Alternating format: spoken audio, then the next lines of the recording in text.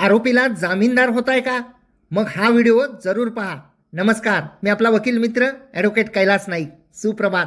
आपले नातेवाईक किंवा मित्राचे मित्र यांच्यावर एखादा दखलपात्र गुन्हा दाखल होतो, त्यामध्ये त्यांना जामीन मिळतो व आपल्याला त्या आरोपीला जामीन होण्याबाबत विचारले जाते. आपण ओळखीच्या व मित्रत्वाच्या संबंधामुळे, नातेसंबंधामुळे फौजदारी गुन्ह्यामध्ये आरोपीस जामीन होतो. फौजदारी गुन्ह्यामध्ये आरोपीस जामीन झाल्यानंतर जामीनदाराचे कर्तव्य असते की त्यांनी आरोपीस तारखेस हजर ठेवणे.